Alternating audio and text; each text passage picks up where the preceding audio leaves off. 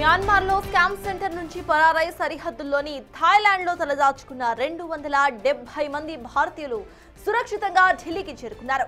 కేంద్ర ప్రభుత్వం ప్రత్యేకంగా 2 మిలిటరీ రవాణా విమానాల్లో వారిని వెనక్కి తీసుకొచ్చింది. మ్యాన్మార్లోని న్యావద్దీ నగరంలోని కేకే పార్క్ లో ఉన్న సైబర్ క్రైమ్ హబ్ పై అక్కడి అధికారులు దాడులు జరిపి అక్కడున్న సిబ్బందిని విడిపించారు. తెలుగు రాష్ట్రాలైన ఏపీకి చెందిన 11 మంది, తెలంగాణకు చెందిన 12 మంది బాధితులు ఉన్నారు.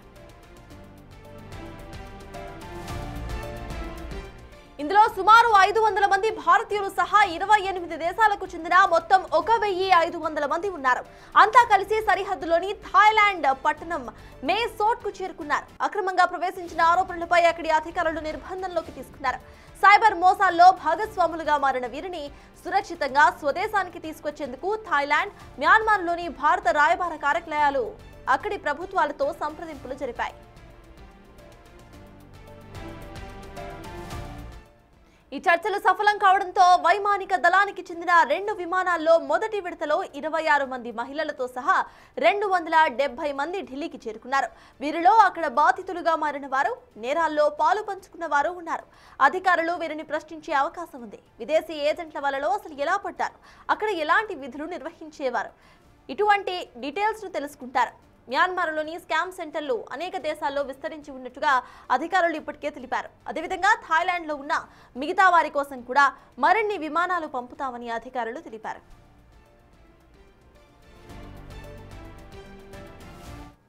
డేటా ఒకటే సార్, అంటే మొబైల్ నెంబర్ ఒకటి తీసుకుంటాం. దాని తర్వాత మాకు తెలుసు సార్ మా డేటా.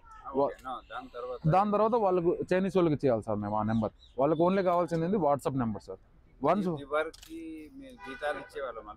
సార్ దాంట్లో కూడా మాకు యాజ్ పర్ ఏదైతే వాళ్ళు అయితే చెప్పారో దానికి మాకు సగం కట్ చేసేస్తారు సార్. ప్రతి చిన్నదానికి ఏదైనా 1 సెకండ్ లేట్ అయినా ఫైన్లు అవ్వడం సార్. ప్రతి ఒక్కరు రావడానికి ట్రై చేశాం సార్. అక్కడ టార్చర్ అట్లా ఉండింది సార్. మాకు టార్చర్ కానివ్వండి, మాకు 16 అవర్స్ to 18 అవర్స్ మాకు ప్రెజర్ ఖచ్చితంగా. ఫుడ్ ఇస్తారు సార్. ఫుడ్ కూడా మాకు దాని కంప్లైంట్ ఇచ్చాం కానీ వాళ్ళు పట్టించుకోరు సార్. మేము తింటున్నాం కదా మీరు తినండి. మేము ఎవరు ఏం కంప్లైంట్ చేయలేదు సార్. ఎందుకంటే మాకు హోప్ ఉంది. మా ఇండియన్ ఎంబసీ అది రూమర్స్ అది రియల్ అది మాకు తెలుసు సార్. నేను కొత్తగానే పోయాను కాబట్టి ఎవ్రీ 6 months to 7 months ఖచ్చితంగా ఆర్మీ వస్తుంది తీసుకుని వెళ్తుందని చెప్పేసి ఆ నమ్మకం హోప్ అయితే ఉంది సార్. బట్ ఇంత పెద్దగా అవుతుందని అసలు ఊహించుకోలేదు సార్. వాళ్ళు వచ్చి మెయిన్ టార్గెట్ చేసింది వచ్చేసి మయన్మార్ ఆర్మీ సార్. ఏదైతే రెస్క్యూ చేసిందో మయన్మార్ ఆర్మీ వాళ్ళు చేశారు. కానీ మెయిన్ పట్టుకోవడానికి వచ్చింది చైనీస్ వాళ్ళని సార్. మన ఫారినర్స్ ఎవరైతే ఉన్నారో, ఇథోపియన్స్ కానివ్వండి, ఇండియన్స్, పాకిస్తాన్స్ కానివ్వండి, బంగ్లాదేశ్, నేపాల్ ఎవరైతే ఉన్నారో వాళ్ళ కోసం అయితే రాలేదు. బట్ వాళ్ళు డబ్బులు ఉన్న వాళ్ళు మెయిన్ బాస్ వాళ్ళు అయితే వాళ్ళైతే ఎస్కేప్ అయిపోయినారు. ఇంకా మిగతా ఎక్కువ వచ్చేసి ఫారినర్స్ ఉన్నారు. ఫారినర్స్ మేము ఏ విధంగా వెళ్ళాలంటే ఒకటి ఉంది sir, Myanmar Thailand friendship bridge అని ఒకటి ఉన్నది. అక్కడ ఇమిగ్రేషన్ అవుతుంది సార్. మనం లీగల్ వెళ్ళాలన్నా అక్కడి నుంచి వెళ్ళాలి సార్. సో మేము ఆల్మోస్ట్ 270 మెంబర్స్ ఎవరైతే ఇక్కడికి వచ్చామో అంతా అక్కడికి వెళ్ళిపోయినాం సార్. నడుచుకుంటానే వెళ్ళాం. ఆల్మోస్ట్ 8.3 కిలోమీటర్స్ ఉన్నది సార్. జరిగింది సార్ ఒకసారి. అక్కడ ఏం జరిగిందంటే ఆర్మీనే ఒక వెహికల్లో కూర్చోబెట్టి అందరినీ ఒక క్యాంప్కి తోడుకుపోయారు.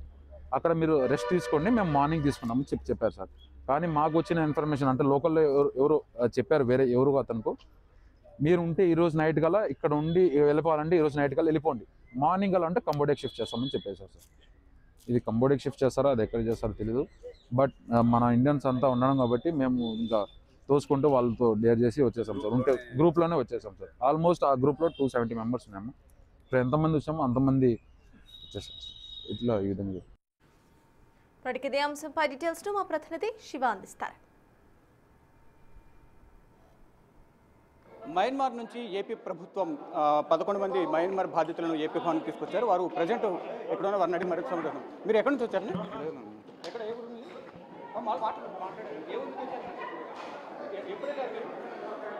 ఏ ఊరు?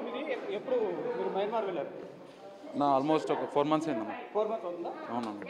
ఎవరు తీసుకెళ్ళారు? వాళ్ళే చైనీస్ వాళ్ళే హైర్ చేశారు. ఎవరు తీసుకెళ్ళారు?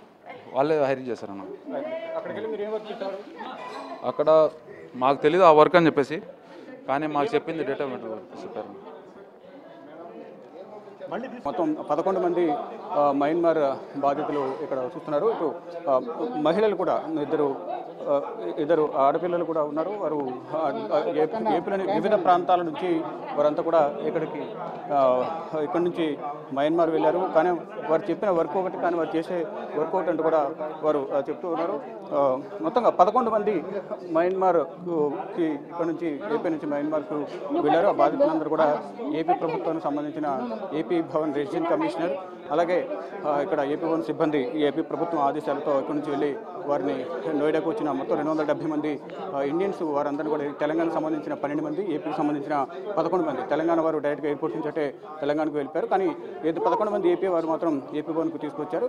ఇక్కడికి తీసుకొచ్చి ఇద్దరు లేడీస్ ఉన్నారు. వారిని కూడా ఒక డేటా ఎంట్రీ ఆపరేటర్గా జాబ్ ఇప్పిస్తామంటే కూడా ఒక మధ్యవర్తి ఎవరైతే బ్రోకర్ ఉంటారో ఏజెంట్ ద్వారా అక్కడికి వెళ్ళాం, కానీ మేము మోసపోయామంటూ కూడా వారు చెప్తున్నారు. మీరు ఎక్కడి నుంచి వచ్చారు? మాట్లాడడానికి కూడా వారు భయపడుతున్నారు. ఇక్కడ మొత్తం చూసుకుంటే విజయవాడ నుంచి, అమలాపురం నుంచి, కడప నుంచి వీరంతా కూడా ఇక్కడికి వచ్చారు. ఇక్కడికి వచ్చి అంటే ఇక్కడి నుంచి వెళ్ళారు. మాకు మినిమం 60,000 శాలరీ అంటూ కూడా వారు చెప్పారు. కానీ అక్కడికి వెళ్ళిన తర్వాత మమ్మల్ని ట్రీట్ చేసే విధానం అనేది చాలా వేరుగా ఉందంటూ కూడా ఇక్కడికి వారందరూ మేము మోసపోయి అక్కడికి వెళ్ళామంటూ కూడా చెప్తూ ఉన్నారు. కానీ మాకు చెప్పింది ఒకటి, అక్కడ తీసుకువెళ్ళి మాకు ఇచ్చిన ఉద్యోగం ఒకటి. అక్కడ మమ్మల్ని చాలా ఇబ్బందులకు గురి చేసేవారు. వారు చెప్పిన మాట వినకపోతే మాకు అనేక విధాలుగా టార్చర్ చేసేవాళ్ళంటూ కూడా వారు చెప్తున్నారు. మొత్తంగా చూసుకుంటే ఏదైతే మయన్మార్ బాధితులు అంటే పొట్టకొట్టి కోసం అక్కడికి వెళ్ళడం, ఏజెంట్లు నమ్ముకొని అక్కడికి వెళ్ళిన తర్వాత అనేక విధాలుగా ఇబ్బందులు ఎదుర్కొన్నాము. కానీ మాకు ఎటువంటి ఫెసిలిటీస్ చేసేవారు కాదు. సైబర్ నేరాలకు సంబంధించి వారు మమ్మల్ని ఇబ్బంది పెట్టారంటూ కూడా చెప్తున్నారు. ఇక్కడ మరొక బాధితులు ఉన్నారు. మొత్తం 11 మంది బాధితులను ఇక్కడికి ఏపీ భవన్కి తీసుకొచ్చారు. ఇక్కడ నుంచి రేపు తీసుకువెళ్తామంటూ కూడా, ఇక్కడ నుంచి వారి స్వస్థలాలకు పంపిస్తామంటూ కూడా ఏపీ భవన్ అధికారులు, AP Bhavan resident commissioner Praveen Kumar చెప్తూ ఉన్నారు. కెమెరామెన్ కన్నయ్య కుమార్తో శివ బిగ్ టీవీ, న్యూఢిల్లీ.